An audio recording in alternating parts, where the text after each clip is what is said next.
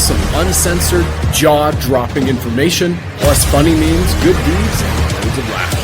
Kind of have it all. Ladies and gentlemen, if your soul's awake, then welcome, because you're in the right place.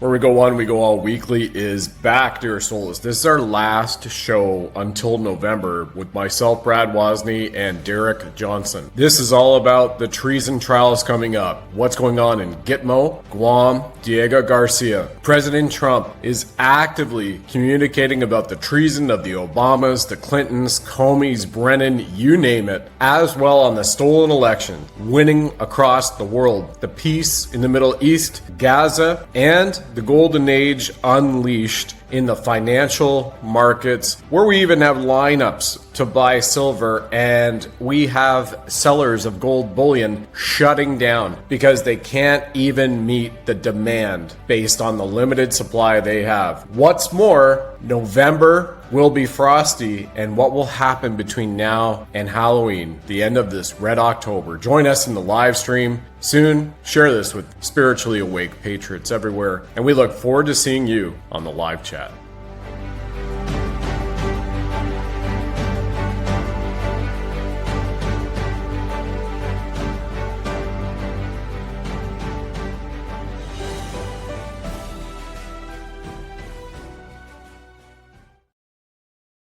Is there a timeline to get Hamas to disarm? It's not a hard timeline, but it's a line in my own mind.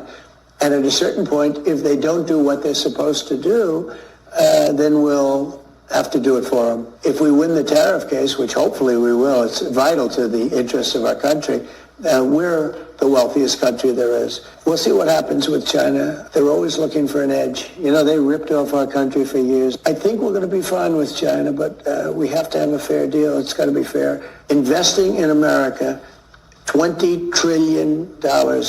No country's ever done anywhere even near that. It's a miracle what's happening. We are building the greatest country in the world. If they took away tariffs, then they've taken away our national security. The Democrats are kamikazes right now. They're kamikaze pilots right now. They have nothing going. They have no future. They have incompetent candidates. You look at what we did in D.C. Washington, D.C. was a death trap.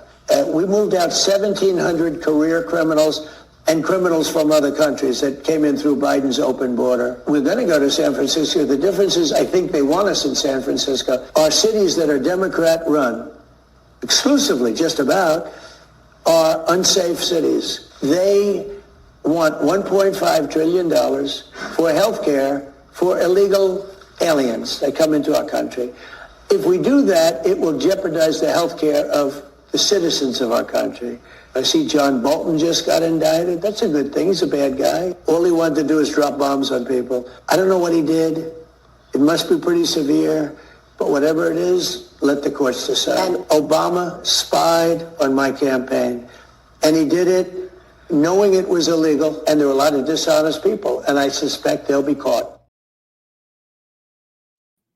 And we suspect that they've already been caught, right? And welcome back, everybody. Thank you very much for the delay. We've had power outage all across the area here, and they said they didn't know when it was going to be restored. So fortunately, and hopefully, it will continue with good prayer and good energy that we are going to get through this amazing broadcast. And rattletrap1776.com. Remember, that's where you can plug into Derek and all of his stuff.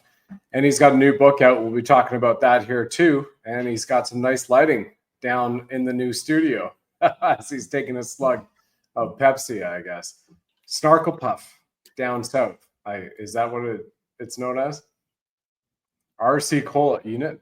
Tastes better than Pepsi and Coca-Cola. Yeah, and all the taste tests. Yeah, outranked them. Right on, man. Yeah. How are you doing? I'm all right. Just enjoying the ride like everybody else should be doing. Yeah. You know, I think the follow-on to that is I'll show the FAFO video that everybody you just watched. President Trump put that on True Social 3 days ago. You know, and so that just kind of gives an outline of his interview with Maria on the Sunday morning show about the arrest.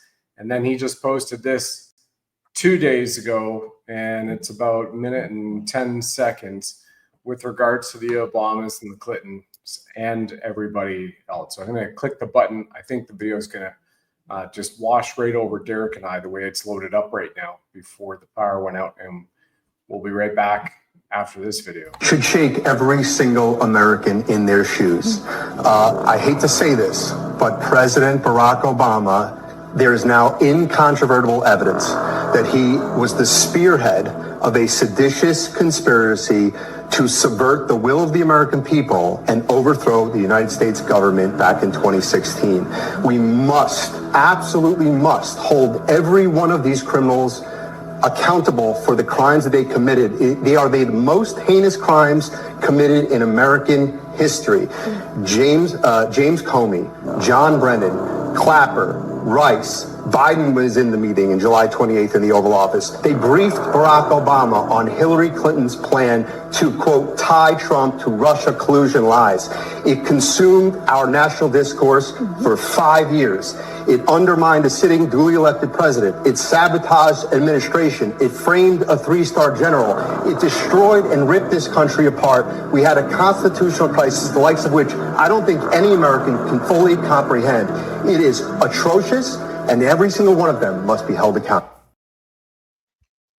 Yeah, and here we are. We caught them all. That's kind of the title of today's show for everybody. And that's President Trump's public deep state takedown, Obama's, Clinton's, the winning on the Gaza peace deal. And I think Venezuela is next. So we'll cover that and some more as we go through here and turn it back to Derek for his thoughts on what he's seen and been posting.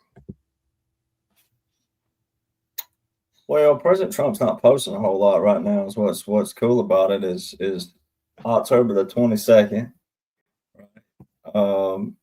Now, if you go by Q and you go by what people already know on that side of things, then you know where everything's leading to. Obama's chattering again. Hillary's piping off again. Comey's quiet though on X. So it's like, you know, if they have free to roam, then why doesn't he have free to roam? Like, you know, it's like now President Trump said something very key that people don't pick up on most of the time, unless you're just absolutely now just keened in on every little thing the right way. But he said specifically, when he talked about John Bolton, I don't know what he did. He said, I don't know what he did on John Bolton, but then flips over to Obama and says he spied on my campaign. So that right there is showing people, and if you're still struggling with it, no matter who you are, but especially if you're a patriot, though, that's showing you right there what a government in exile is, and then also a puppet government. President Trump, I always keep it handy. President Trump signed his face and name on that. He don't know everything either for another reason. Well, it's kind of like when you're, you know, I'll be blunt here, but when my mother and father divorced, all right, it's no secret. When they divorced, they kept me out of things because I never got pinned against one of them on a trial. And then that way I didn't feel like I was picking against my mom or dad. And so they kept their marriage separate from their child. And it's kind of like that. If you're someone who's thinking about the interests of everybody. All right. So the military, President Trump signed off on that. You and I know he didn't write all these executive orders. He didn't come up with these executive orders. He didn't come up with these proclamations. He didn't come up with all this memoranda. That's where people have to understand. That's not knocking President Trump. But he signed off with his name, face, brand, image to be the face of that. Now, he does know some things, there's no doubt. And he knows a lot of things, no doubt.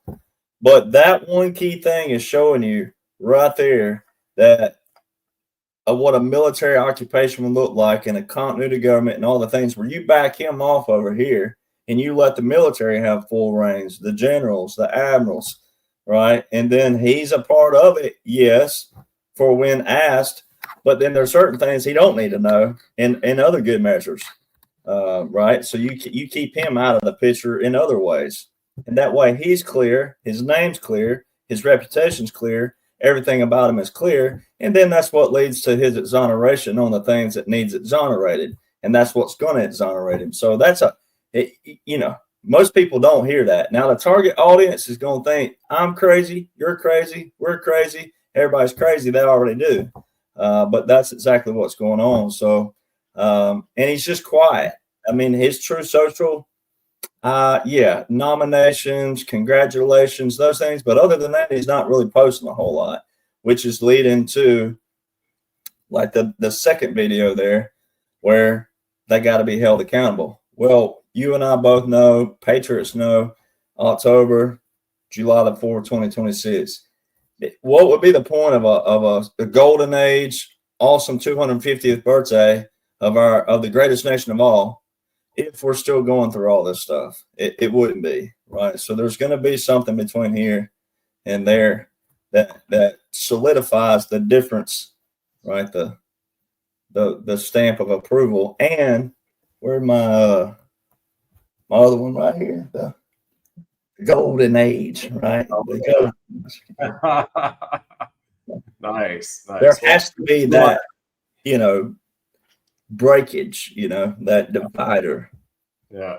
Those we're moving into a new phase, right? Because that's when we're supposed to be rolling, happy, seeing. We should be seeing the benefits of the tariffs and all the other things on our economy heavily rolling, and you know, people's pocketbooks, the gas coming on down. The gas is coming down, and then you know it'll be rolling by then. There won't be no checks and balances that are really offset and lopsided, you know, which it's always been. You know, they'd always brag about something here, talking about they before 2017. It'd be here, then something over here though that no one even knew about will be down here that allowed that to be your supply and demand. Right. But President Trump keeps talking about I'm slashing things 800, 900, 1,000%, and they're going to keep doing that. So, yeah, people are going to see that. There won't be any lopsided where like a number you won't know over here. People like you and I or any other persons out there that I know that's financially, my buddy Kevin and different people, they know what the polar opposite of that number is. And it may not be something known to the public, but there's always been a lopside effect. There won't be any of that. President Trump, Doge is bringing everything back down. There will be a supply and demand, but it'll be stuff we can afford again. It'll be things that we can roll the dice on again. Like, oh, you want a brand new Corvette? Oh, well, they got them on sale right now for $17,000. What? A Corvette? You know, you know. Yeah. But okay, so much to cover there. So we'll start at the latter and work back. And as President Trump has said in his campaign, he said, you know, we're going to have gas prices, food prices back down to where they are in the 50s. And you're seeing that come down now. The image I showed on screen is from yesterday from Secretary of Treasury Scott Bessent, who, again, is a George Soros fellow and ran Soros again. And I'm bringing that up for a reason. We talked about it about a month or two ago. And, you know, a guy who is on the inside working for Soros, running most of Soros's funds out of the city of London himself, right? Like a Dr. Mehmet Oz, boom, on the Trump team and reversing it and flipping it around. So he was showing about the deficit coming down, the lowest post-pandemic budget deficit. He referred, we are back to where 2019 was, Trump's last term, right, as 45, last full year as 45. That's where we are. And he said we're down 40% from where we were last year during the Biden regime. So that's monumental, right? And you're seeing markets react, tariffs coming in. Trump mentioned, everybody just saw in the opener with his interview with Maria B, I don't know how to pronounce her last name, 20 trillion. People don't have a concept of trillion. And if you could spend 35,000 years, life years, to count to 1 trillion, like, you know, if you do 1, 2, 3, just sequentially counting to the number 1 trillion, it will take you 35,000 years as a human being just to get there. And then 20 trillion is $2,000 billion of an influx. So it's just massive, the scope and the scale of the influx of investment and the tariffs. And what people don't know, we have people here, by the way, in the chat. Moxon's here from Norway, Pennsylvania. is in here. A whole bunch of other great people that we've seen before. And Canada in the chat, that's great. Good to see you too. And we've got Lee from Faulkner from Australia. So that's just awesome. Yes, Abna Kimba, this is live. Had put the notification out there. I had power down earlier, and we're probably going to have to reschedule it. And then the power came back. So, divine providence. So, yeah, we're live right now. It's October. If I could slap Brad, I'd prove that it's live, but I can't get it. But, there you go. Yeah, exactly. So anyway, and yeah, I've got the MAGA hat down here, right? And this is down in South America. And then I've got my other Canadian colored MAGA hat back up in the 51st state in Alberta, so I can switch the hats. I just don't have the dark MAGA golden age version yet, but that soon that should come if everybody wants to vote Canada for the 51st state. So let me just continue on the tariffs for a second. So for any Canadians who are here and what they did with the elbows up Carney Trudeau movement, they put in that, oh my gosh, Trump is killing us with tariffs. Just so you know, China's tariffs are 3 to 5 times worse. And what Trump just did was talk about the China deal and those tariffs and reversing it back and making a fair trade deal. So to Derek's point about the economic capability of the mighty American superpower returning to itself to a form it's never had and never been seen before in its history since 1776. It never has been. You're going to have an ability from awesome, wholesome food to gas prices to housing to mortgages to no more taxes, right? All of that is to come July 4, 2026, and between now and then. So it's all really positive. And also, part of the thumbnail everybody saw up here is Guam, Gitmo, and Diego Garcia, because that's re-entered the conversation in some of the circles again.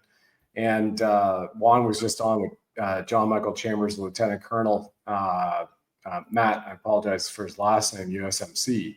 They're just saying, let's just remind everybody that in Gitmo alone can house 25,000 inmates, and there are still sealed indictments of upwards of 1 million names. Likely, a lot of those have already been served and taken off the scene, going all the way back to those CEOs that were being pulled off during his first term, right? Suddenly resigning, suddenly not showing up to the office, by the thousands. So Diego Garcia in Guam, too, can handle hundreds of thousands by estimates in construction for quick military tribunals, swift and quick and processed very fast. So I'll turn it back to Derek for his comments on the military tribunals and whatnot. So people, you can hear it from both myself and Derek as to what's likely going on, because we know Catherine Herridge is still down there, but hasn't been able to release any of that stuff too. Well, yeah, and President Trump told everybody in 2016, and as early as February 2016, that Obama had said something out on the trail, and when they were campaigning for Hillary, and he said, "Oh, we're going to keep Guantanamo Bay open. We're going to close Guantanamo Bay." Obama said that. Well, sometime during that time period, President Trump, which is all planned, we all know this, but I can't remember where he was, but he was speaking, and he said, "Oh, and by the way, we're going to keep." He said, "We're going to keep Guantanamo Bay open, and we're going to load it with lots of bad dudes." And he had commented off and on. At one point he said tens, plural, of thousands. Now that's a double plural. So there's your number right there. And now this is kind of off subject, but on subject. It's how President Trump calls the weave. But I hear so many people still out there talking about, oh, I had a message this morning about Israel and him being controlled by Israel. I'm like, if you think that President Donald John Trump is controlled by anybody outside of Melania, all right, you don't know the man that I know. And I'm not talking about being around him. I'm just talking about listening to him. I mean, there's no way that you can think that whatsoever. If he was a opposite, kind of what paid opposition does. If he was anything close to the deep state, the libtards wouldn't be looking so stupid. Even though they're dumb enough, they really don't know too much themselves. They wouldn't know a wolves in sheep's clothing if it was their own child. But at the same time, I mean, everything that he's done has replicated to the capital R of our republic, the original republic, not what they established as. We have been a democracy, yes. They established a democracy in Washington, D.C. They, the deep state, the swamp. We are a republic. They had a democracy. He's destroyed it. So it's supposed to sound retaliatory. They're supposed to sound like they're mad and angry and bitter. Why wouldn't they be? Because all their empire's been destroyed, and it's continuing to be destroyed, and it's being shown to the public, and we ain't even shown the worst parts of it, right? So those little things. So it goes back to the same thing with Guantanamo Bay, Diego Garcia, Christmas Island, the Atoll. There's so many of these islands we've been utilizing. The Atoll, the French Polynesian. There's been all kinds of aircraft in and out, military aircraft in and out of places where you think, what are they doing there if you were an average person? But again, President Trump said this way back in 2016. And you got to believe the man, meaning like, no, you may not see everything yet, but you're going to see it. That's how he's got it. That's how he's got to be exonerated. That's how the 45-47 has to come to an end in the sense of the operation, not what's coming after 47. But what's coming after 47 is the golden age. That's going to be everybody should be in a pub or a bar or a cookout or something, cheersing each other, high-fiving each other, celebrating each other. Stop worrying. Like, we should get back to the celebrate. Okay, so you believe completely different than I do. If you're not hurting, harming me, doesn't matter, right? We need to get back to finding the good in each other, and the good, and also being celebratory for good things in life. Not looking for bad, looking for negative. And if you can't find anything, create it. We got to get away from all that crap. So that's, President Trump. He's the face. He's the image. He's the brand. But that's what he's the face, the image, and the brand of. Because I can tell you right now, every general and admiral, men and women, all the way down on the military side, we want your best interests. Every single one of us wants your best interest. And we will fight for you. And it's like Lieutenant Colonel Bosey said, the Christian, no matter how you believe in God, no matter how you believe in Jesus, no matter how you worship, celebrate their life, whatever, the Christian is the only person who will fight for you on the planet. All right. Fight for you and fight with you. Nobody else will. They'll defend themselves before they'll defend anything else. So that's why people need to walk around thinking that daily. Like, know that. That's exactly what's going on. It's not President Trump as a man, as an image, as a brand. It's a military as a whole. And there is a image and a face. Somebody had to be it. And why not someone who wasn't ever in the military? And he also wasn't in politics. So it's perfect to have someone who's completely out of that. And, tribunals, it sucks in one way that we got to this place in history. But again, punishment's punishment. The stuff they've been doing to children, women, even men, but especially children and women first. Yes, that's you're going to want to see punishment from that level. You're going to want to have a recalibration of the earth. You're going to have a replenishing in another way, meaning like we're going to move forward, but we need to move forward without some of these evil people. I don't know. It's a catch-22, right? It's like, we should have never reached this place, but we're here. It's going to happen. But yeah, man, the tribunals, I've been writing on tribunals this morning, and just how people, they don't realize what they are and what they can do. But yeah, you can try non-military. You can try civilian if they're linked to wartime crimes, which would be child trafficking, sex trafficking, human trafficking, any kind of trafficking, but especially your biggies. And that's another thing really fast. I mean, think about it. If you do have a friend out there that is a liberal All you got to do is tell them that you support child trafficking. If you're out there cheering and you're against ICE and you're against deportation and all these, you're supporting child trafficking. That is your mirror image of that. That's all you got to say to them is that, well, it sucks to know that I have a friend who supports child trafficking. That'll get them right there. Yep. You know what? That's actually a great point. A week ago today, after we finished our last show, I was at Pastor Arthur's church. Everybody knows the most famous church of the 21st century, Pastor Arthur Pawlowski, born into communism in Poland, got to meet his dad. His dad in 1999 escaped Poland.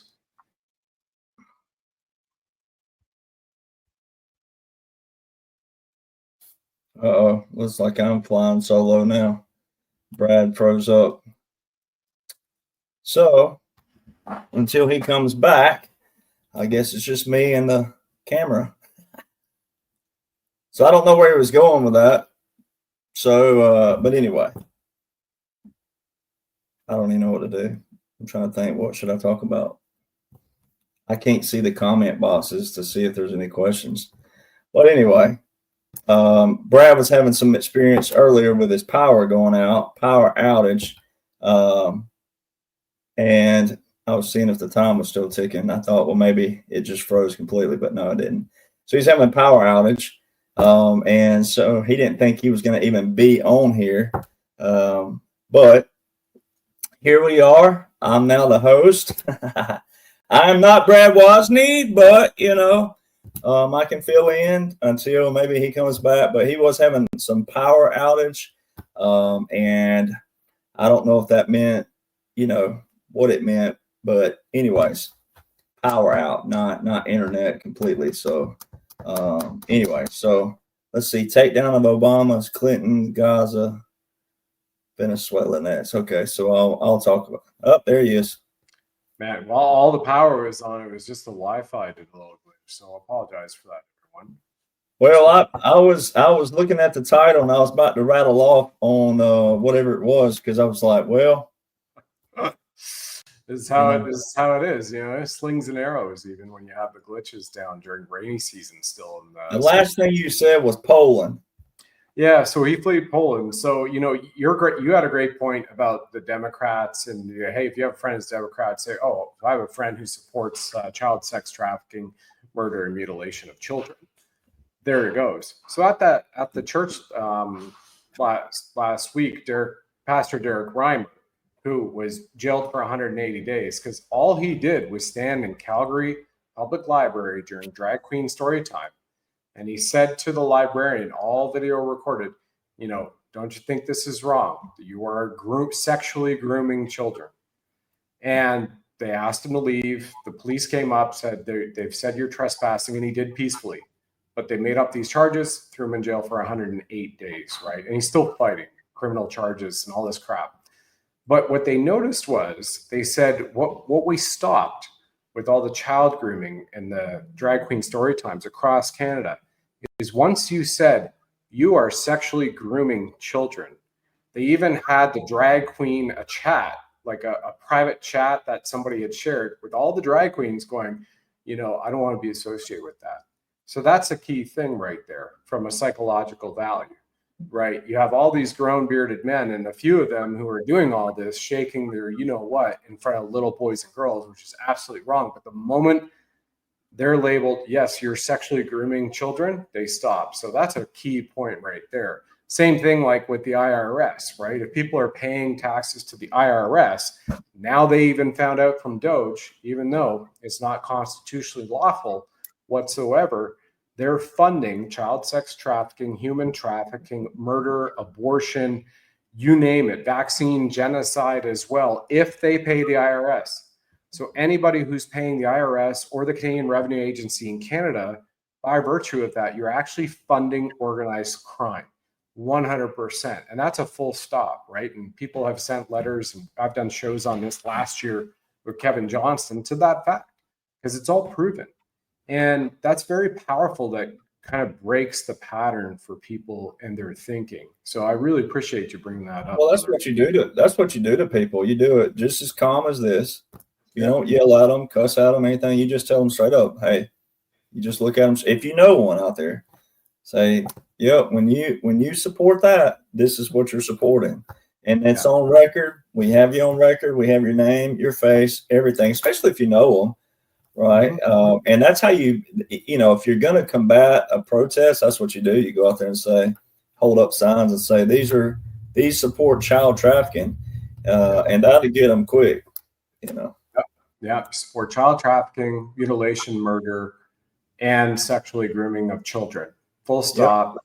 So then by virtue of that, the ceteris paribus, everything being equal, as we study in economics, when I went for my honors economics degree at Laurier, like all things being equal, by virtue of that, the deductive logical reasoning conclusion is you're a pedophile.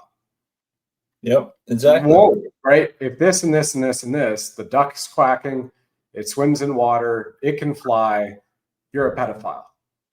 Boom. Yep. Right? There you are, everybody. So very powerful to see that. Billboard Chris does a great job too. If anybody's following him on X, going to these rallies around Canada, the States, Ireland, Scotland, especially the last 2 years, and just facing them and being peaceful, talking about it, and really breaking that cognitive pattern for people. So real powerful. So you were mentioning Venezuela when my Wi-Fi dropped. I know we have, I say we because America, born on land and a continent, right, of America. 8 warships, Department of War warships, Navy down there, and about 10,000 troops at last reports. What were you mentioning about Venezuela, my good man? Oh, well, no, I think you just heard me on the tail end. I was reading off Obama's, Clinton, Gaza, Venezuela. I was going to start, depending on how long your, internet was out, I was just going to roll off of those. And you must have just heard me say Venezuela. The first thing you heard was the last thing I said. So, but while we're on it, I mean, President Trump addressed that today. It was been addressing it, period. But all these people out there, the few chatterbugs, which they don't matter anyway, they can't stop it. But when they talk about it's unlawful or unconstitutional, first thing you got to do is tell them. If you know anybody out there, ladies and gentlemen, you just tell them, say, well, tell me where it says that in the Constitution. You tell me. Like, I already know. You tell me, right? Because they don't know. And when you do know, then you got them already. But that's always same thing. I always forget to ask people, especially in America, when they're complaining. The first thing I always forget to ask is, did you vote? And then, because most people that complain don't even vote. So I'm like, then you're just a bunch of noise to me, right? But most of these people, they can't tell you where it says in the Constitution. And then also our Constitution was written broad for a reason. It was written to always fit ever-moving, changing times, but not intricacies, right? Where it's like it's always broad for a reason. The legislative branch is supposed to do this. The executive branch does this, and the judicial branch does this. And there's always going to be opinions, but our founders made it broad for that reason. I'll tell you an example, and I'll interweave it and then come back. But just like James Madison was the main author of the Constitution, the main author of the Bill of Rights, and wrote a lot of the Federalist Papers. Yeah. But would you believe that James Madison strongly opposed the Aliens Act? I mean, that don't even make sense when you think of now. See, what people do today is they try to think of today versus what they were going through back then. See, back then there wasn't that many people coming in like it has been here. Right? It was a little bit more difficult to get over here too. Yeah, wooden ship, mills, oars. Yeah. So that Aliens Act of that era didn't mean anything remotely close to this. Same thing President Trump has talked about with the birthright citizenship in the 1860s, right? It was a completely different time period and different demographic, different everything, element, whatever you want to call it. There's a bunch of words you can use. So See, that's why the Constitution was written so broad, and it was supposed to be ever changing with certain laws under here, because things change, right? Certain things, people, topography, the lay of the land, just all kinds of things. So it wasn't ever supposed to be so dog eat dog on certain things. That's why people should be more open. And then, okay, if 90 percentile believe this way and you're in the 10%, sorry, the 90 agree and they call it to a vote. People vote and people vote on it, right? And if it's for the greater good. Now, when there's not a greater good and it is 90 percentile and they're trying to vote against the greater good, then that's when sometimes you have to suspend the writ of habeas corpus. It depends on what it is, right? So we've seen those things in history. So when you get to like Venezuela, you and I both know, but Venezuela was a hotbed for Dominion and Smartmatic and all the voter fraud. That's where the Obamas and the Clintons and all them, they had regimes in all these other places. Why did Obama have an executive order with a national emergency with Venezuela? We know that every single one of their executive orders with a national emergency wasn't as prescribed that an executive order and national emergency is supposed to do. They were doing the polar opposite with it. That's why President Trump says, I've ended 8 wars in 8 months and another one on the way. Yeah, every one of those are all from Obama all the way back to Carter. They were all their quote unquote diplomacy. And you and I know both, it ain't diplomacy. It was all of their regime, their democracy. So Venezuela is one of those who didn't capitulate. Iran didn't, Yemen didn't, but Venezuela. And that's one of those that had a hotbed with Obama. All roads lead to Obama. President Trump said it. He means all roads. Everything's going to stem back to him. And then he's going to have people around him who are accomplices, right? But Venezuela. So they're taken out. And then also you'd have to know people in the Navy. There's a lot of people out there who are in the Navy, who are on podcasts, et cetera, different people. But like Josh Reed, for example, Navy. All right. Anyone who's been in the Navy, they know good and well, and they've said it. I've heard him say it, but especially if you were paying attention. All right.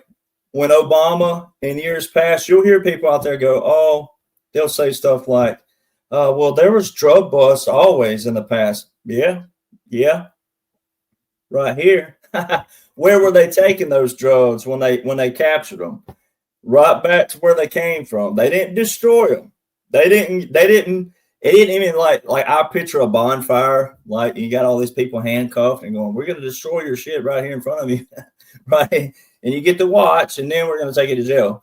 Right. No, they didn't do that. They recycled it right on back to where it came from.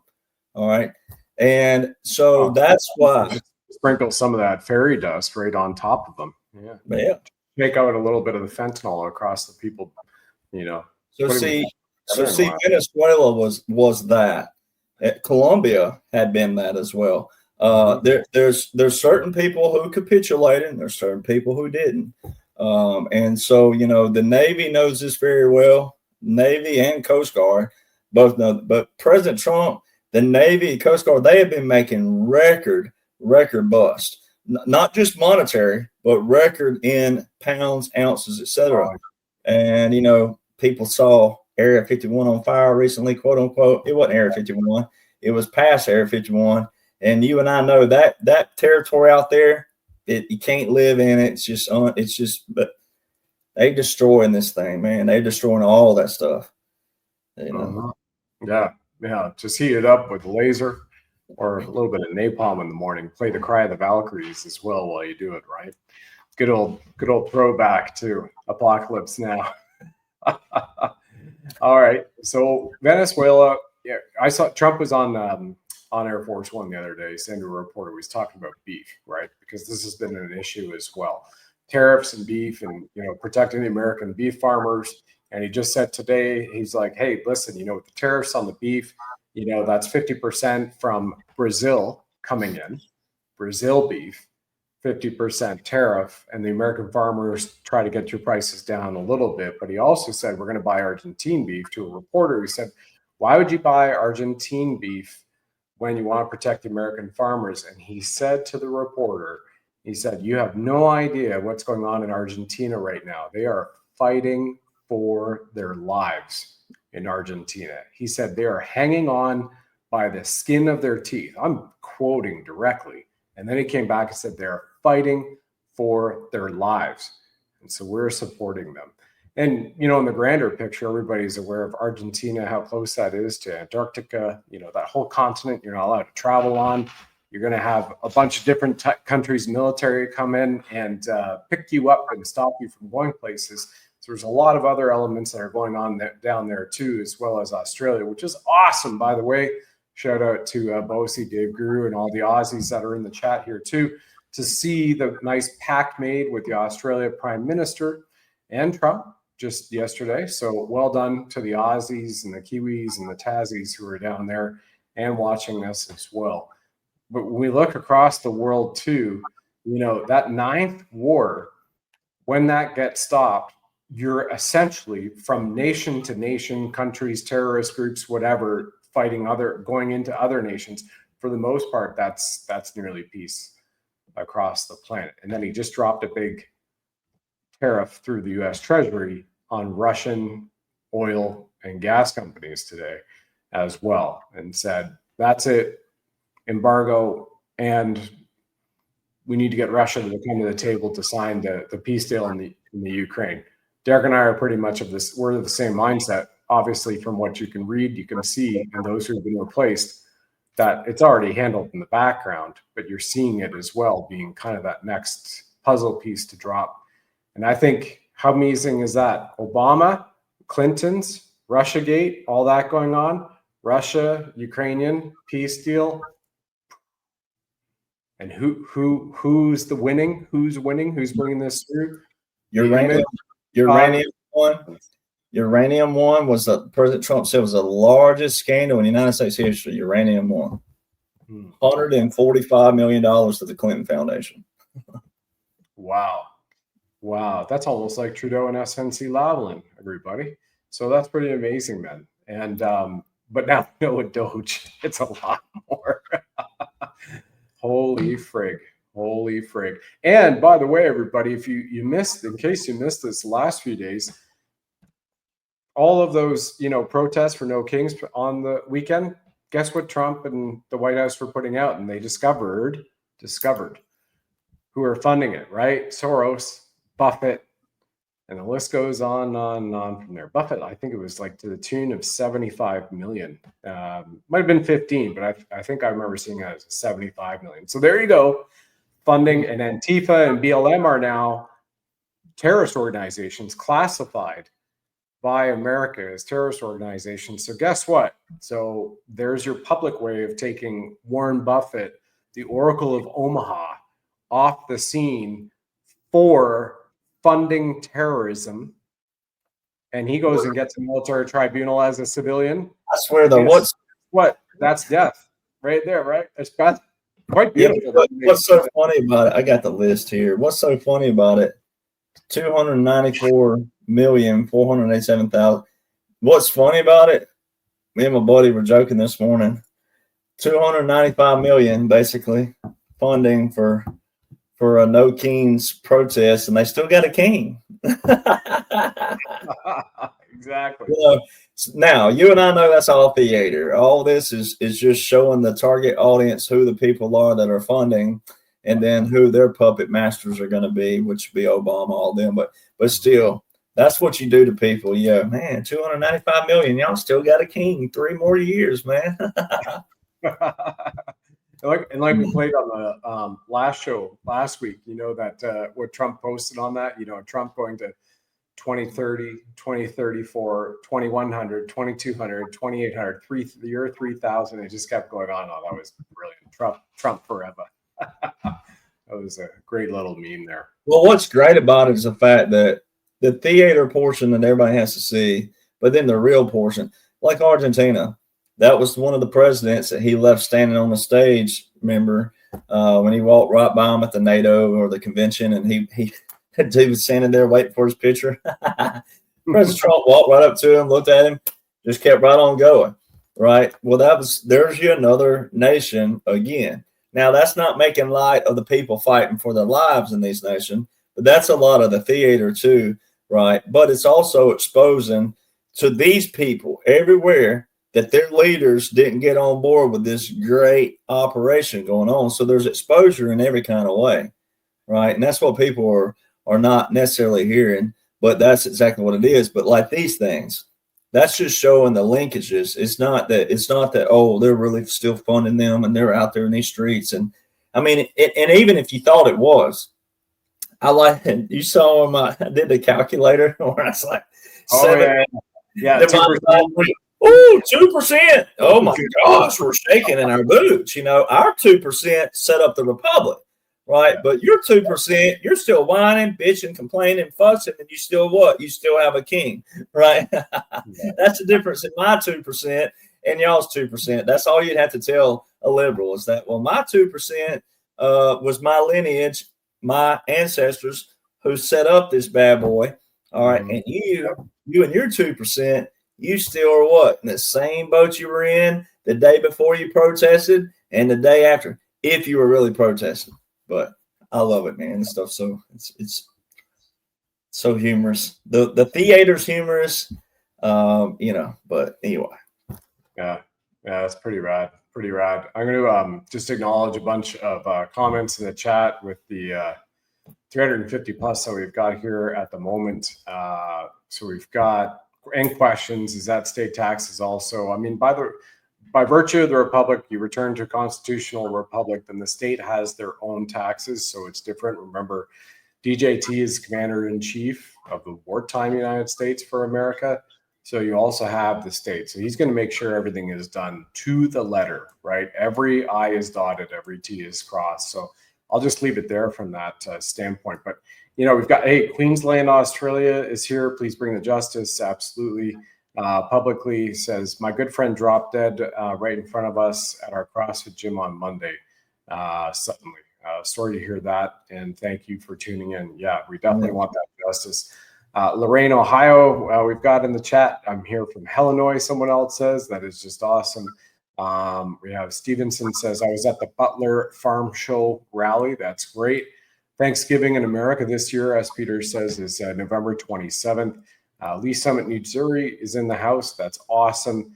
And a lot of other people. So really appreciate everyone. And do we have to wait from Norway, Moccasin 27, do we have to wait for the shutdown to July? So I don't think you have to wait. I mean, everybody, to me, there's nothing that you're waiting for, right? Like the shutdown was necessary to sling it back on the public show that, hey, look, it was the Democrats' fault. The Democrats are doing nothing. You just saw in the opening clips of Trump on Sunday with Maria B going, look at all the stuff that they've done. They're a party of nothing now. And all they want to do is eviscerate people, right? In every form, in every manner.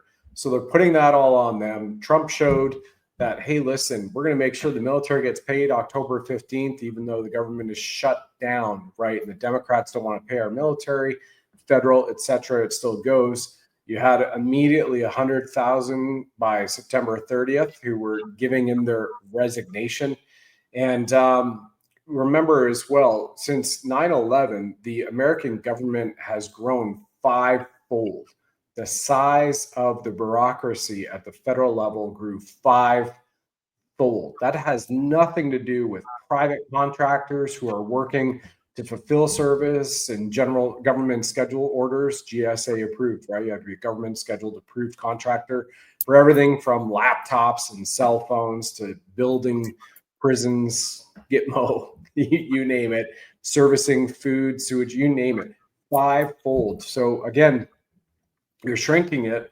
And when you return to a constitutional republic then, and you have the power, a lot of power given back to the states, but you also have to make sure those states under that federal initiative that are following and abiding by the Constitution are also doing that to take care of the men and the women who are living there in those lands, right? And then you also have those additional treaties. So it's a monstrous effort. Well, and I had somebody here in Canada, and then I'll go to you, my friend said, why aren't we seeing much about Canada? You can even track it with MonkeyWorks did a great video a few days ago of showing the private PMC, private military contractors, just for moving armaments for the U.S. Department of War around the world, right?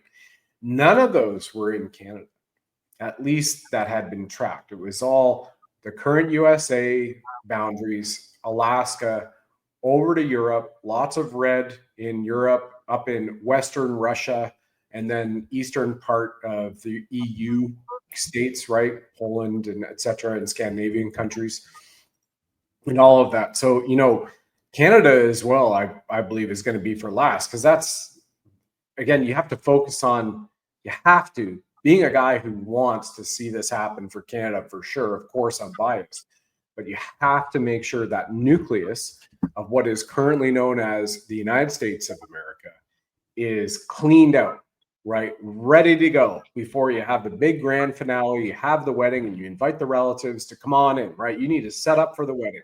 You got to go to the hall, and not being a guy who's been married. I was married to a lovely Jewish girl, and watching you watch a Italian Roman Catholic family or a Jewish family throw a wedding for their daughter and their only daughter. Let me tell you, there's a lot of cleanup and a lot of preparation that takes place. So I'm going to use that as an analogy and metaphor for that. And then they have to go through the list, and then they have to go through the seating arrangements, and the uncle this or so-and-so didn't donate to their shul or pay their whatever. Like, incredible. That's what's going on here, but on a grandiose scale and very serious and very real, at every level: financial, medical, military, and then eventually through the states as well. Over to you, man. I'm just getting this light fixed, but back to the shutdown, right? Well, for the target audience, this is them just now seeing what you would call a continuity government in a different way, because it's, whether you want to believe it or not, it's like I tell people, whatever you want to believe, President Trump's in control, the face, the military, the generals, the admirals. So, but for the target audience, right, they're seeing a completely different side. They have no idea about laws, orders, and vote, et cetera, et cetera. They think this is old fogey. They think it's far-fetched. Whoever it is, target audience. For you, it wouldn't matter if it lasted till July, because the military is being paid. The constitutional government is still intact as far as the government's intact. It's just who's in charge has shifted to a more military government. There's nothing to be afraid of, nothing like that. So, like that, nothing's going to happen. It's not like that, if it's shut down for 3 months, 6 months, nothing's going to happen. It's that reshift, as we're talking about now. I don't talk finances. I don't talk all that Q stuff, QFS, all that stuff. I don't talk that. All right. On just a regular financial level, when you talk about the central banks and defunding those central banks and going in there and doing what President Trump's done with gold, what he's done with silver, and even what he's done with crypto. Now, crypto initially, from my understanding, and this is out of my wheelhouse completely, but just from a broad perspective, a lot of the crypto initially was a tracer, all right, to trace all the deep state as well and what they were doing. So it's got goods in all kinds of ways. But then also your gold, your silver, always been around, but got in the wrong hands of the wrong people as well. So every aspect of this that President Trump, they had to go in, follow the money. Remember the quote, follow the money, follow the money. They had to track all this all over the world, figure out what countries were doing what leaders were doing what, who was linked to all that from top to bottom. So that's already been taken care of. So what you're watching right now is getting into that, the tariffs, right? It's bringing certain things back. But tariffs are a defense mechanism. They're an emergency power. All right, very key with that. And President Trump just alluded to this the other day. He said other presidents had always had this option, but didn't use it. All right. Now, it don't always just necessarily have to be an emergency power from the standpoint of, we're under attack or a catastrophic event, but from the standpoint emergency with our economy, right? If you're not pulling it, if you're spending more than what you're bringing back, you're going to run into.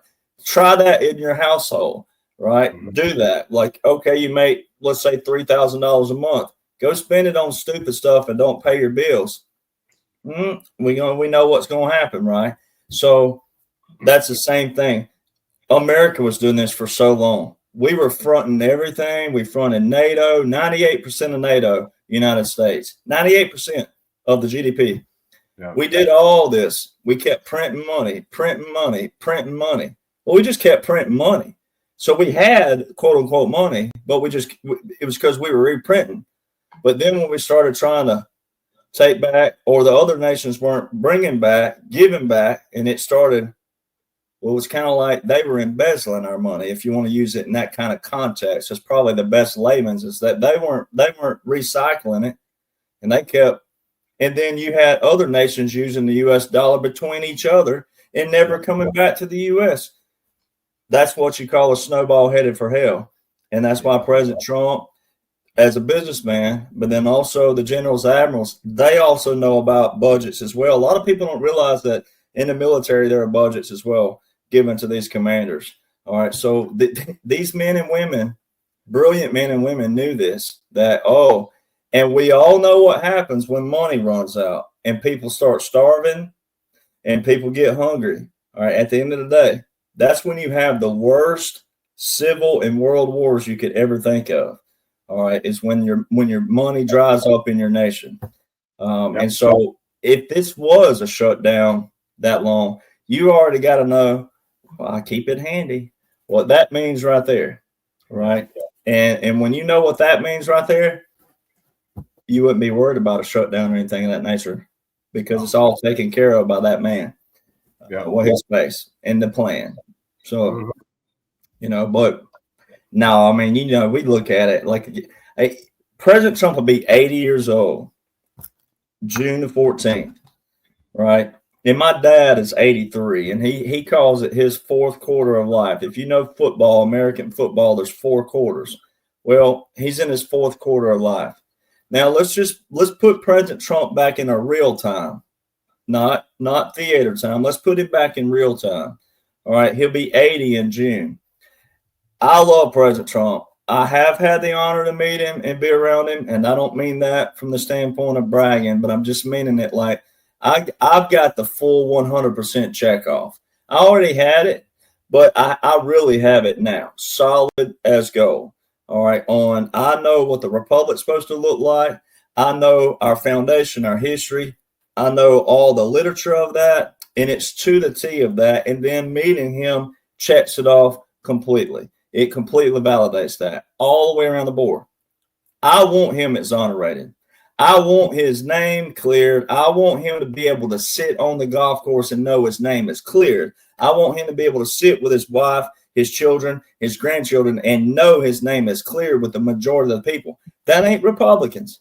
That's not conservatives. That's not patriots. All right. That is the other side. And it won't be every one of them, but they're going to get a whopping percent of them to go, holy shnikes. Right. I won't say the other word, but there is enough there with what they did with children, what they did with women alone.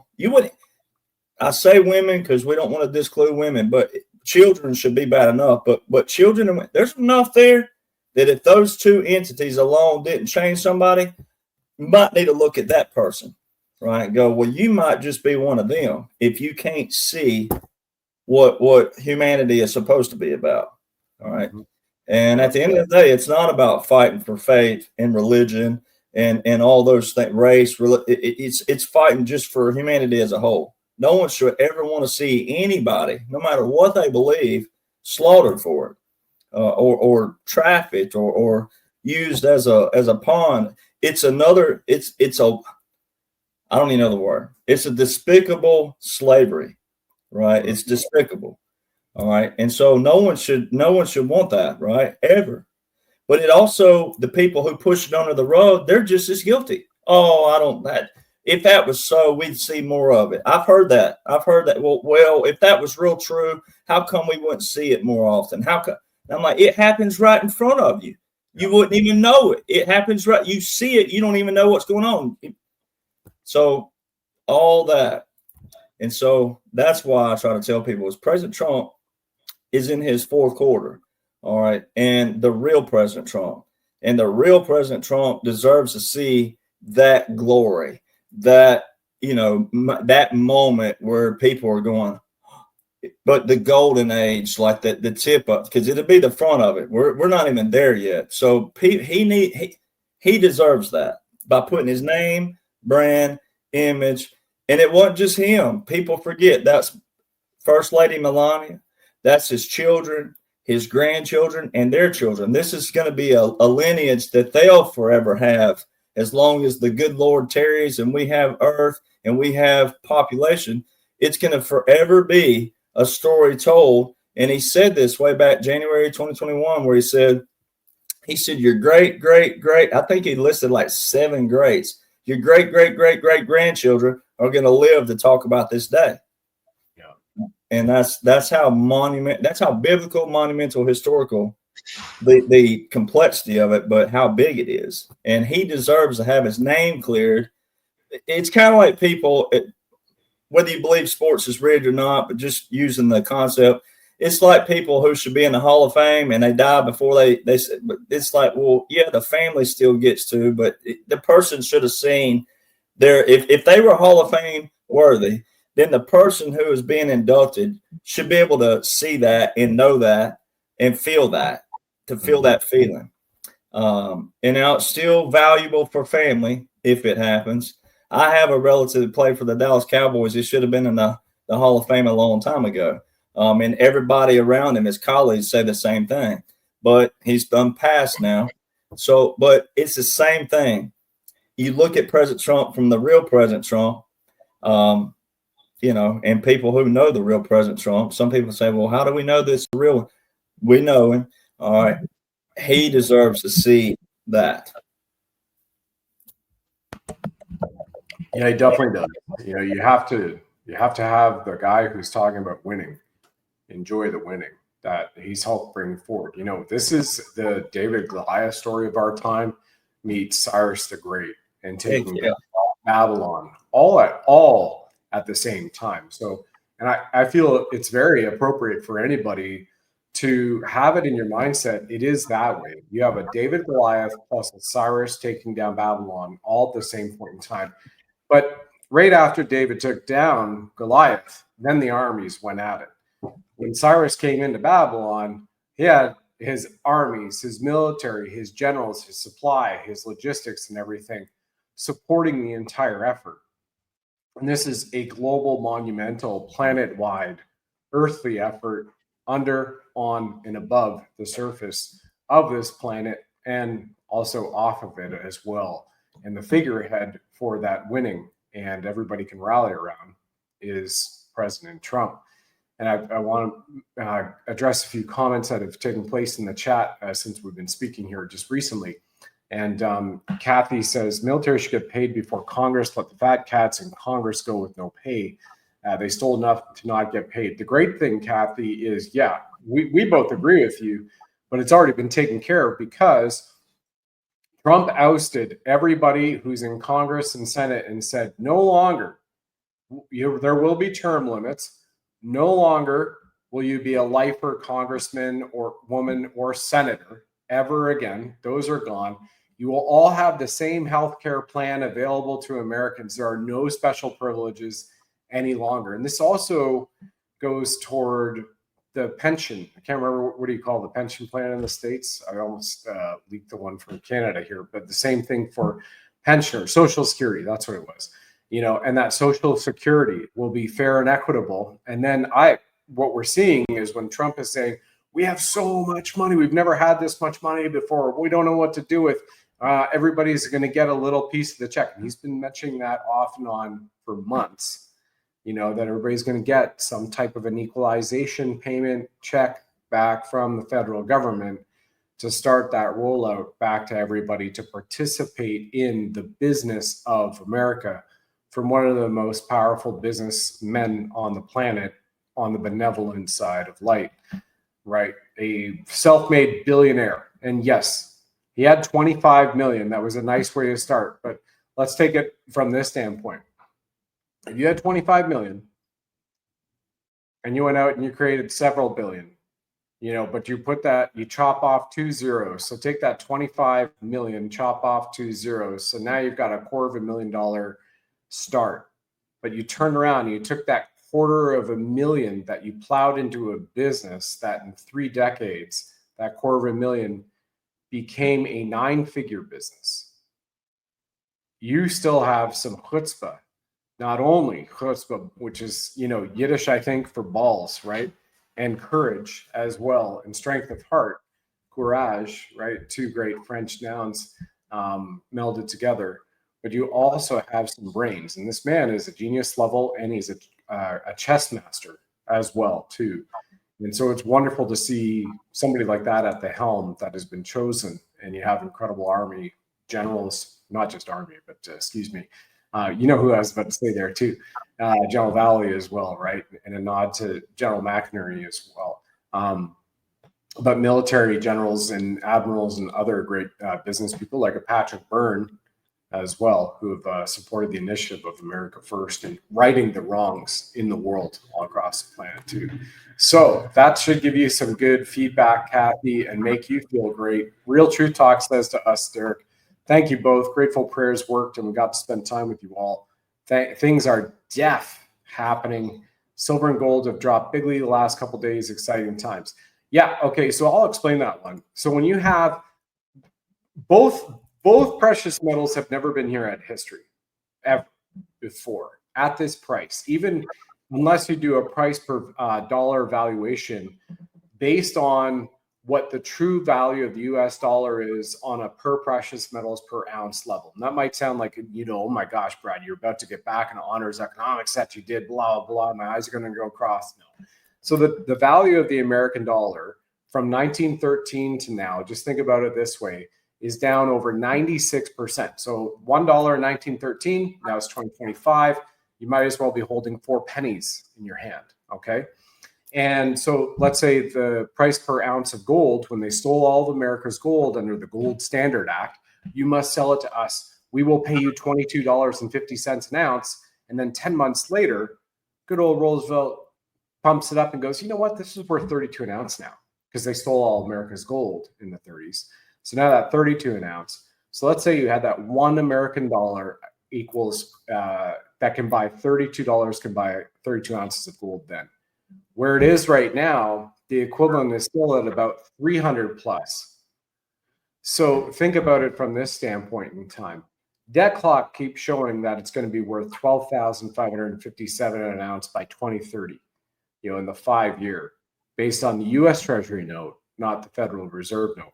And in silver, you have the equivalent, which we've covered here a few times on our shows, Derek and I, about the Philadelphia Mint Act and metallism. And if you're going back to constitutional law, then also part of that constitutional printing of money of the U.S. Treasury is a 15-to-1, right? 15 pieces of silver equaling 1 ounce of gold. So you have these ratios and the price elasticity that has to drop and recover. So when I say price elasticity, let's talk about within the last 5 days.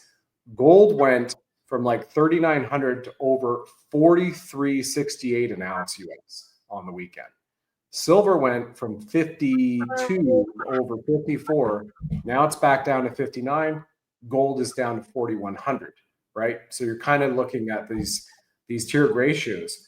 The big banks that they're showing in their short positions are liquidating the fiat currency of their short positions to cover their losses when you look at the futures markets of the same precious metal sales that are being depressed on COMEX, showing the public purposely that the banks are borrowing at up to 35% lease rate on silver in London right now.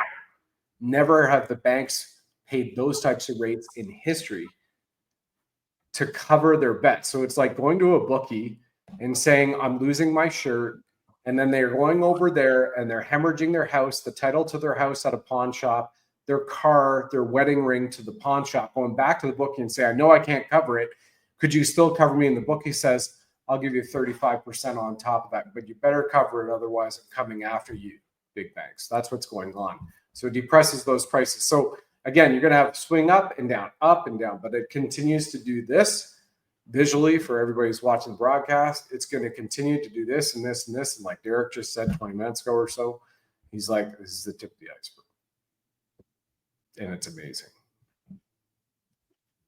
Your thoughts on that? You have an MBA. I never got an MBA.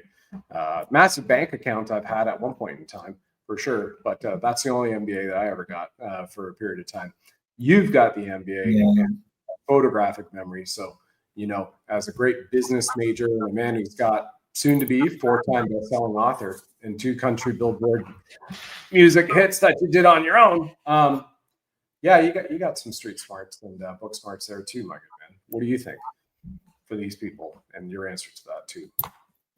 Well, I like to read books. I like to read, but yeah, no, I did my master's degree, and I don't know if it's helped or not, but I do love the fact that I do have an MBA. I mean, I remember thinking back when I was in college the first time, I'm like, I heard people talking about getting their MBA, and I'm like, if I just get this bachelor's, I'm going to be, you know, and then, you know, life takes its twists and its turns. And then, you know, I'm like, I think I want to use my GI Bill and get my master's degree. And I was doing a second bachelor's degree at Stephen F. Austin University.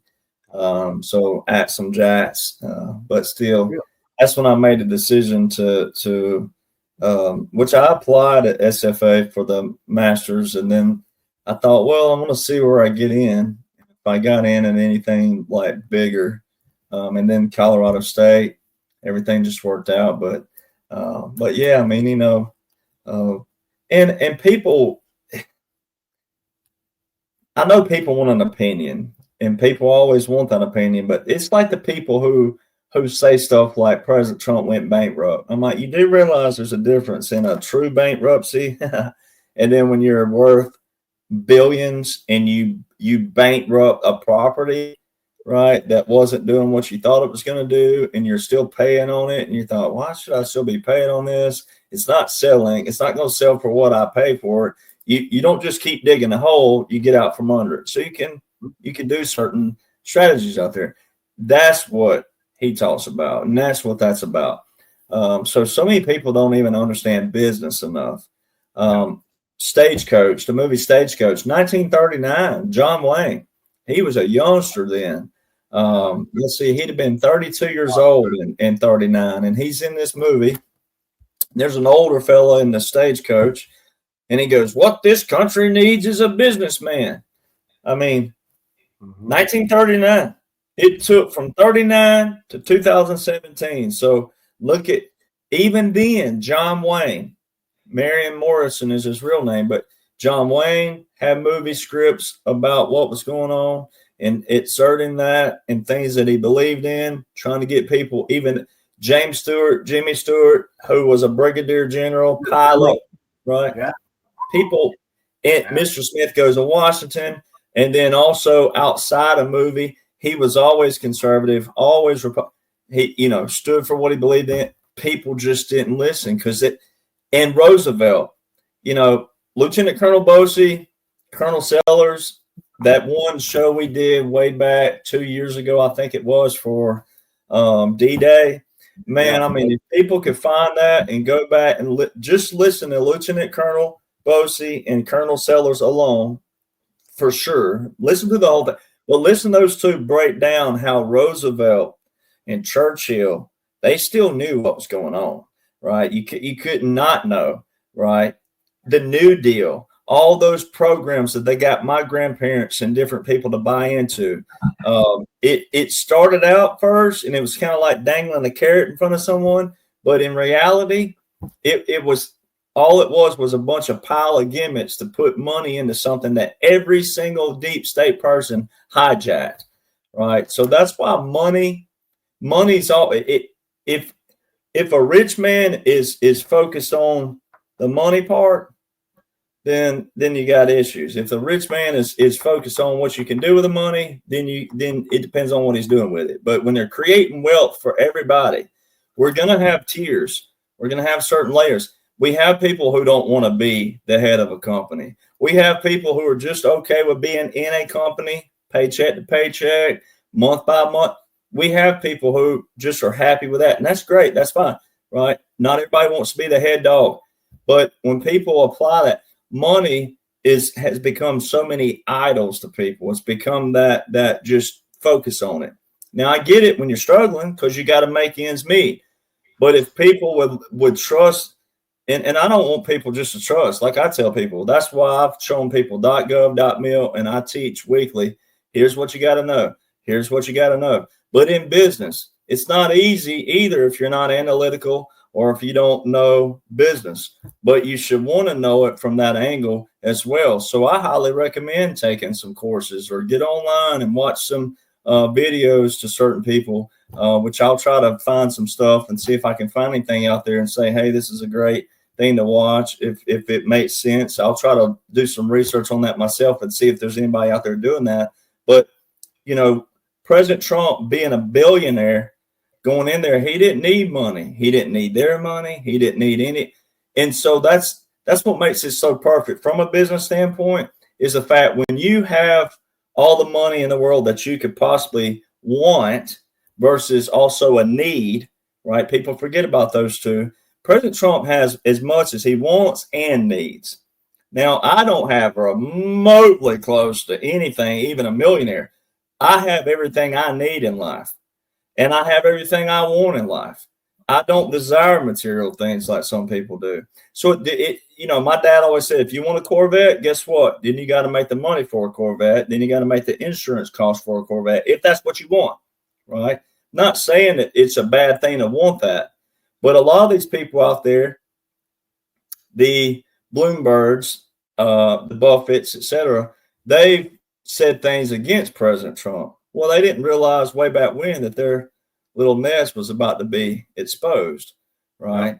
Yeah. So what were they doing with their money?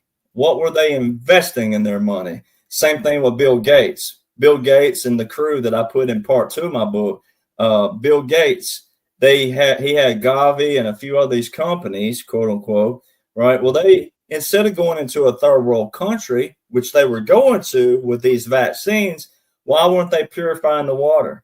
Why weren't they building wells and digging wells? Why weren't they helping with the huts and the environment that these women, children, and men were living in? They weren't doing that. You don't create a vaccine when the water is not pure. It's way worse than an oxymoron and a double standard. It's worse than that, right? You're creating a vaccine. Well, I know what you were doing. That's where the business comes in. You're creating a residual, right? You're putting up money and you got all these other people putting it up. So you're not putting up as much money. And you're saying to the public, oh, it's only 36 cents per vaccine, the cost to manufacture. But then what are you doing on the flip side of it? You're going to all these other nations and these different people, presidents, maybe prime ministers, etc. And you're saying, well, it only costs you $1 for this, right? Well, you're making all that profit off of it, and it's a residual, right? So all these things, it's all business, right?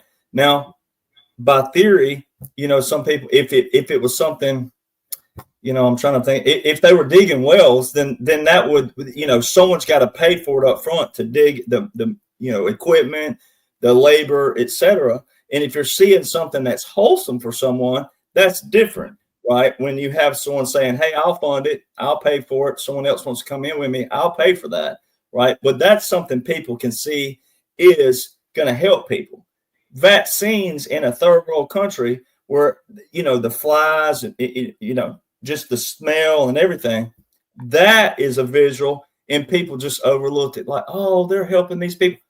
No, they're not. They're not. The water is dirty. Look at the water, right?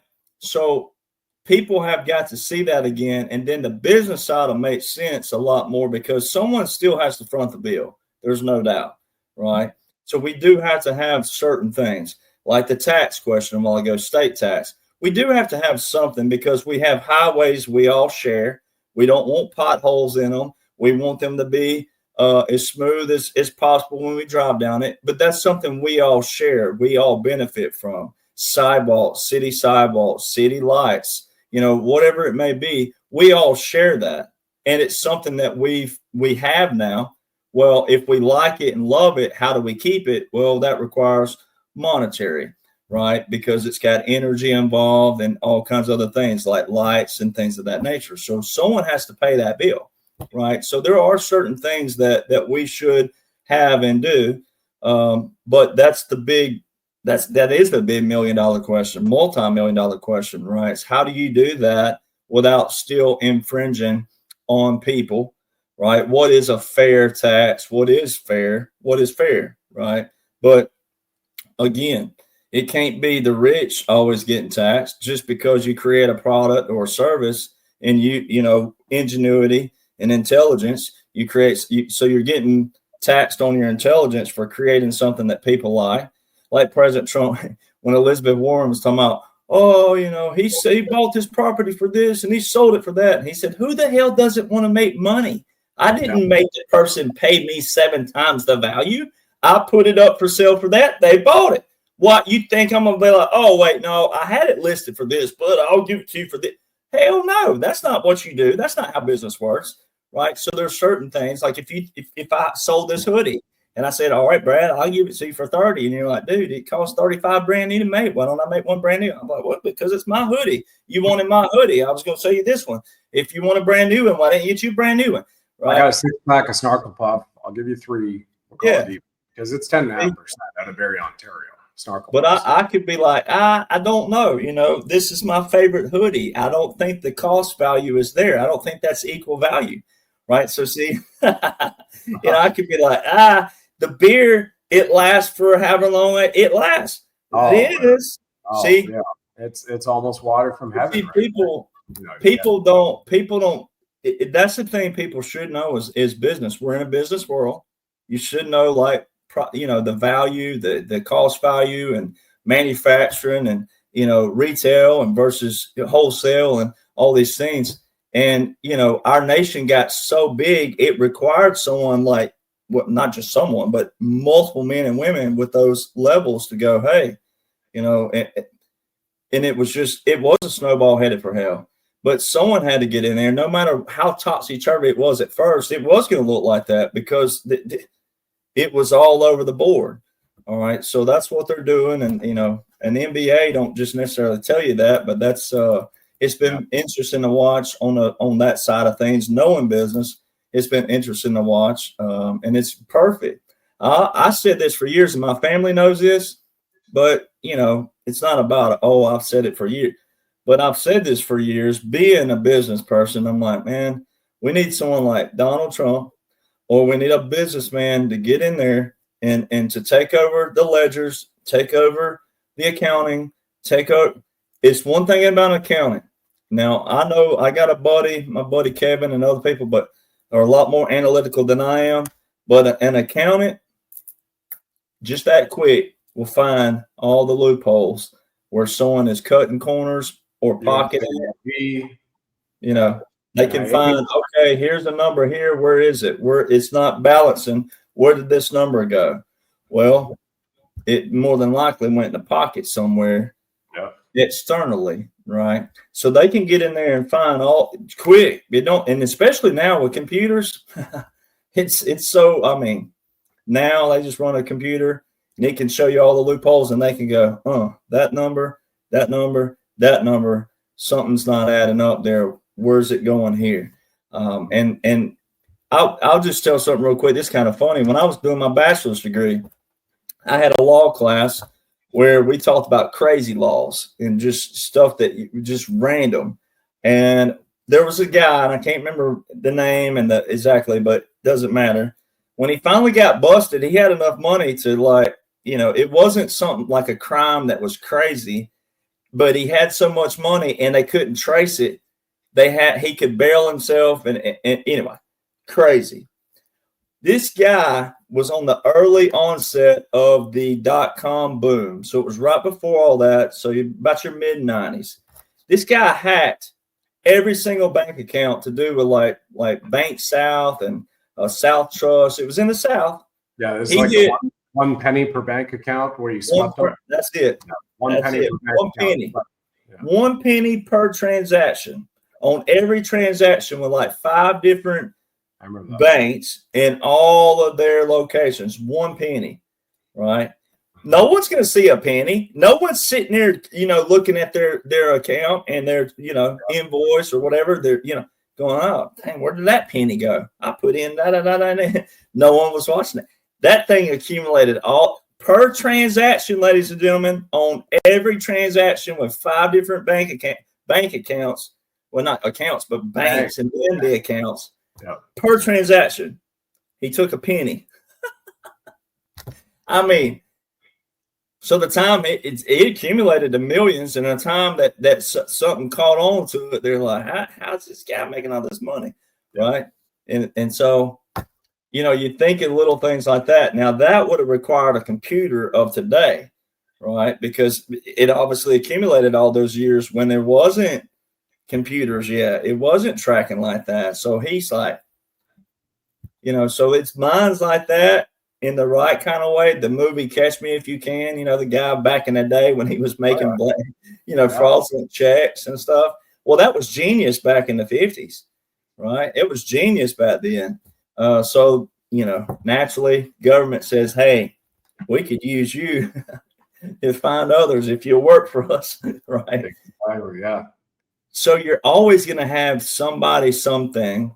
And that's like AI. President Trump says we have to be in control of that. We have to control the narrative. We have to, right? So I know people don't want to maybe think about AI, and it may not be your wheelhouse, but we have to have people interested who love it. It becomes a passion for them because we want to be in control of it. We want to control the narrative, because if we don't, guess who will?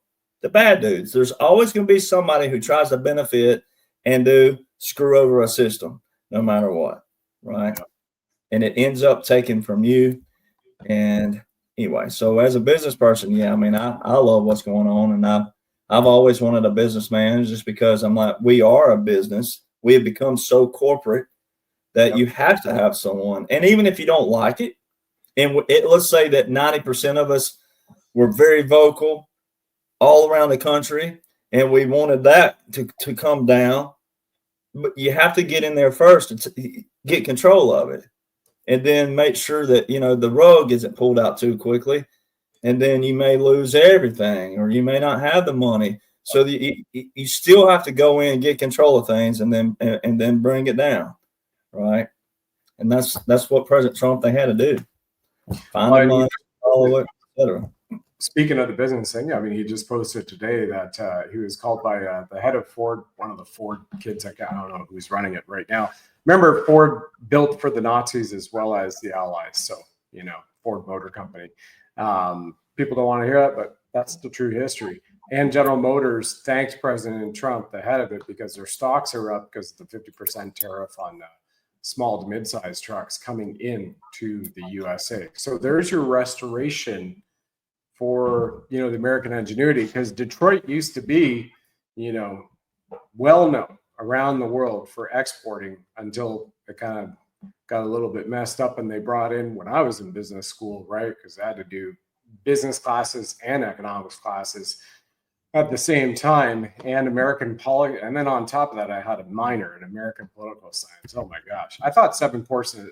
High school was a breeze, and then first year calculus, and then 7 courses. I thought I'd take 2 extra on top of my 5-course load and all my extracurriculars and everything.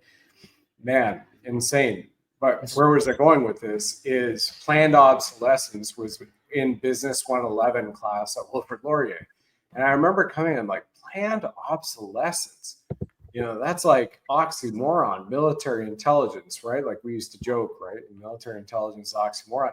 But you sit there like planned obsolescence, and then you get into this. You're like, yeah. So General Electric, we're going to build our washing machines and our dryers and our dishwashers, or General Motors of Canada and the US and Ford, the big 3, right? Detroit's big 3. We're going to build our vehicles so they will break down eventually, so that we can have repeat consumers.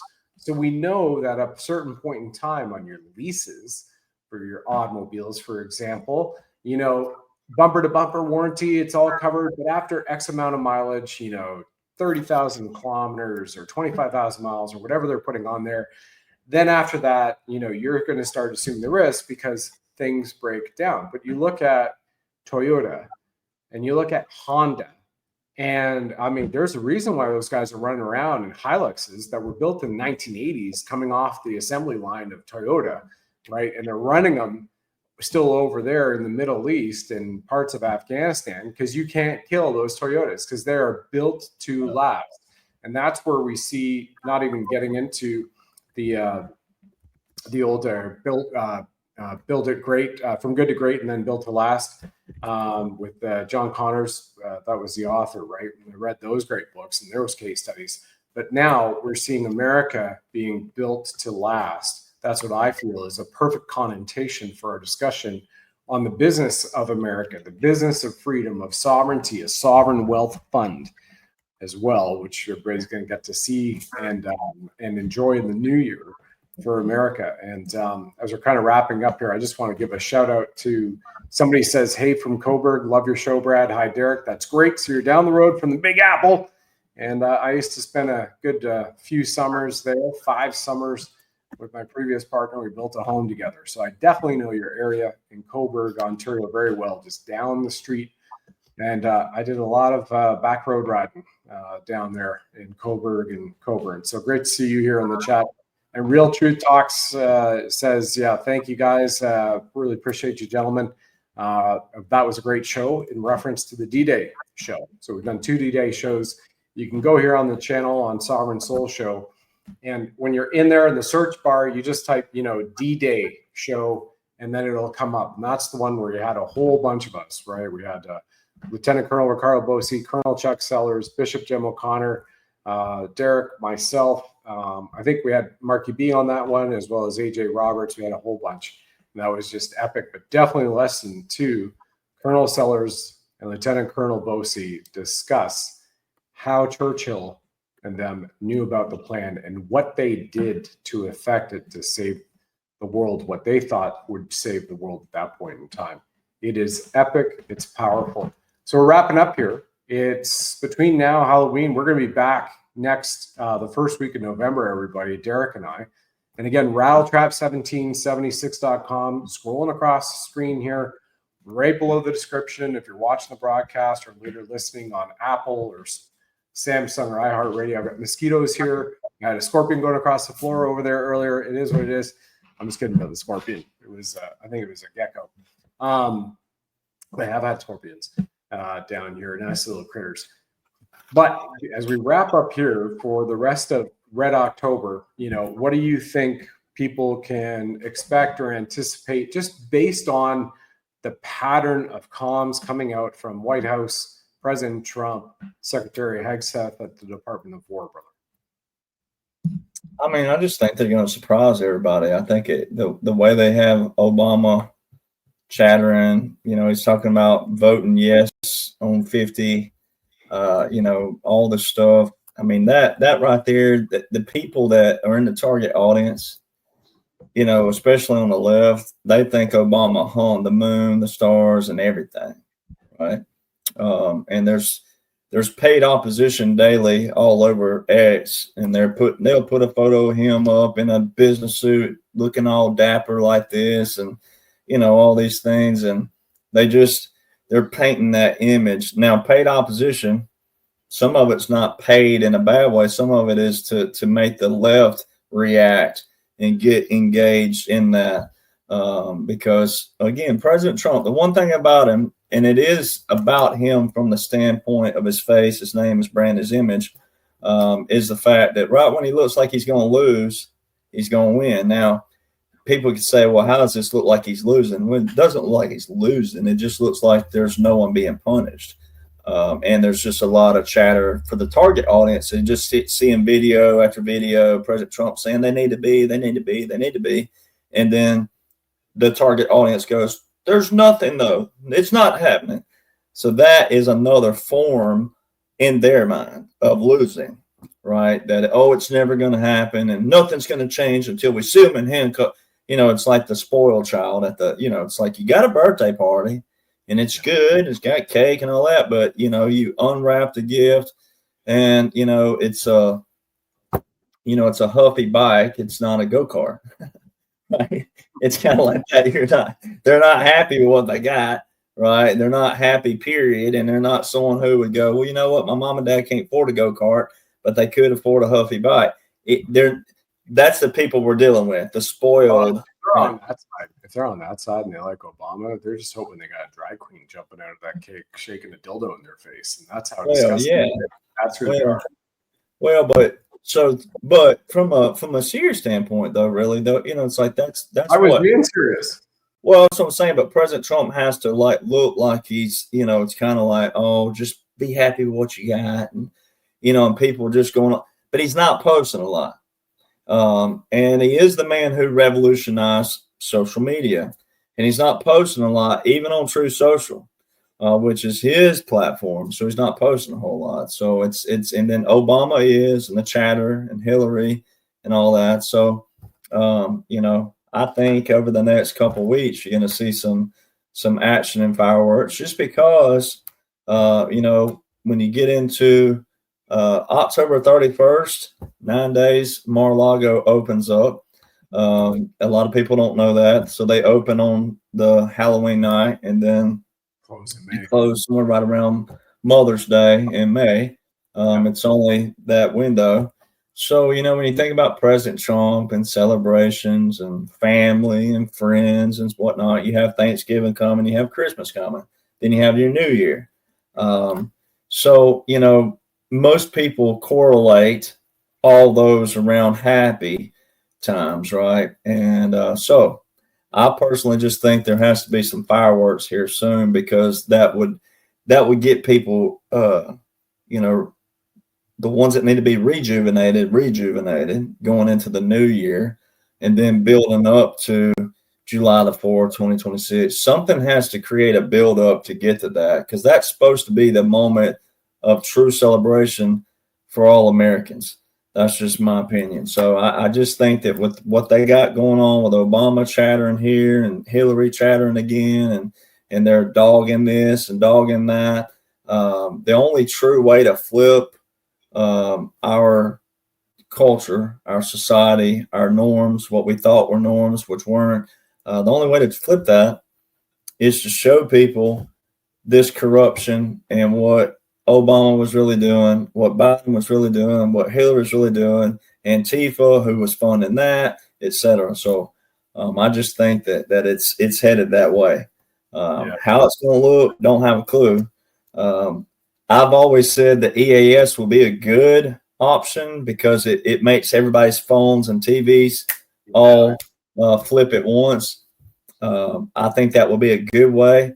I think what they did at Arizona with the quote unquote Charlie Kirk with no funeral, but I think having the Department of War, Department of Justice, your cabinet, your president, your vice president, all that was a visual of next time you see this, believe it, right? You and I know it's a breach of national security like nobody's business, but because we're not in a normal setting, we are in a global military operation with global partners. There's no one wanting the head of President Trump, no matter what the left say. That's all captured. The mainstream media is captured. So once people know that, then they'd realize, okay, the next thing would be probably a general assembly. Different. You saw the generals. They put the 800 generals in one room. That would be a general assembly type setting. The Charlie Kirk thing would be a general assembly type setting.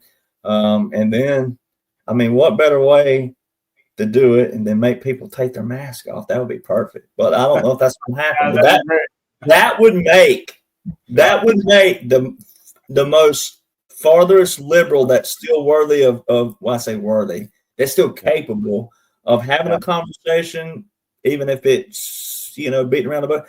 That would make that person go, what the hell did I just watch? And imagine if it was Ivanka Trump playing Hillary and rips the mask off and it's Ivanka. Oh my goodness. Yeah. Oh, how you doing? And see, the only way you could do that and it worked, it'd have to be everybody's phone. It couldn't be just on, it can't just be on mainstream TV, right? Because then you'd have people going, well, I saw that and I didn't see it. If they didn't see it in real time, they're not going to believe it, right? Well, It's the same and thing. we know when we talk about playbooks. So, concluding on this point, you look at in the movie Independence Day, ID4, Will Smith, right? You look at Superman, the one where Christopher Nolan co-wrote the Superman film, came in with Henry Cavill. And just in those two movies alone, what did we see from the aliens, right? So the aliens in Superman were the bad guys from his planet. They were a cast-off planet that came back. And then you also had the aliens, right? All the screens flipped over and the message was broadcast in every language. Transformers as well. This was done in Transformers. So the tone has already been set iconically across the world in all of our cultures that all flips and everybody's just going to stop what they're doing. If you're in a business conference meeting on a Zoom, the Zoom flips, like that's it. There's your full attention, your airports, train stations, buses, schools, wherever.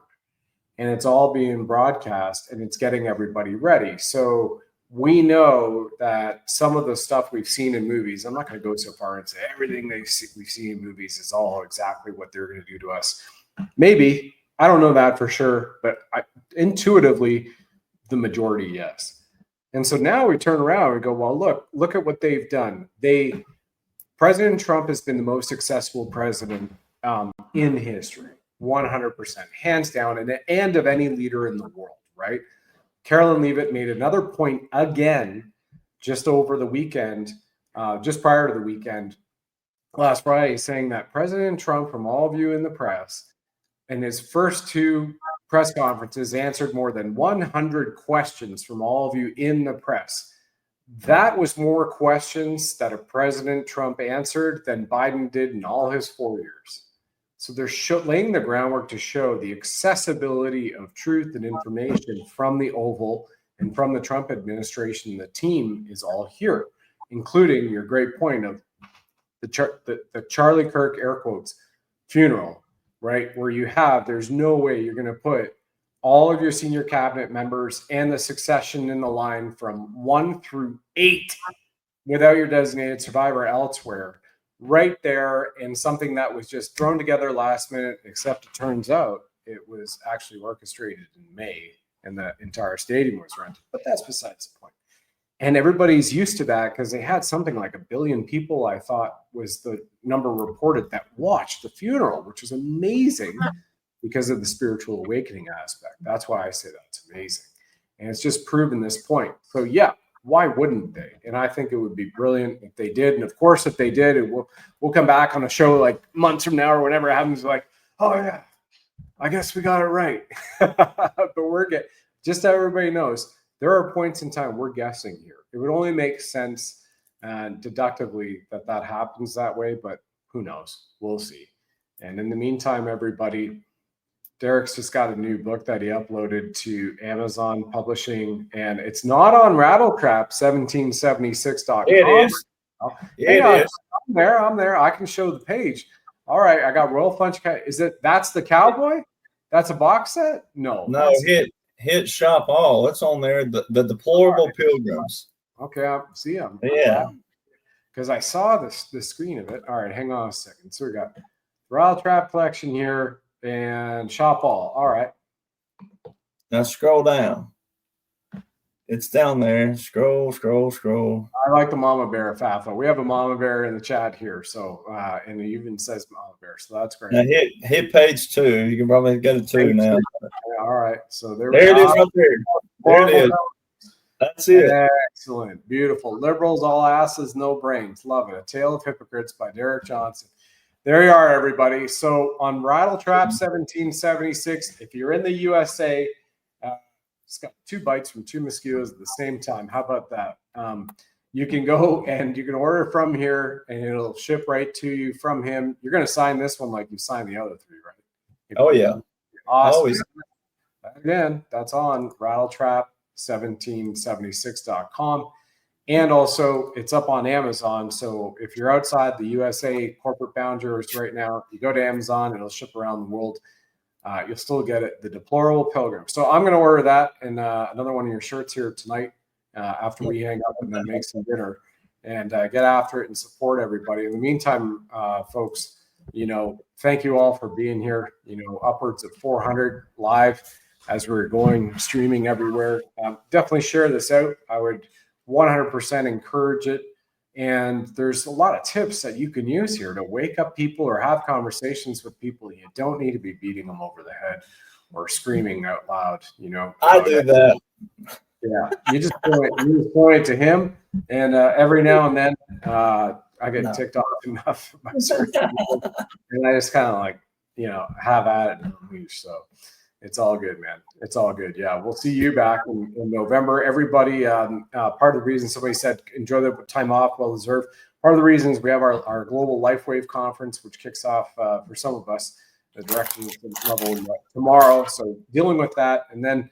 Am going to take a little bit of vacation off with a loved one. So, thank you all, everybody, and enjoy the time, enjoy the ride, and stay frosty, vigilant, all that good stuff. And please, all of you in the live chat on Rumble, thank you so much for participating.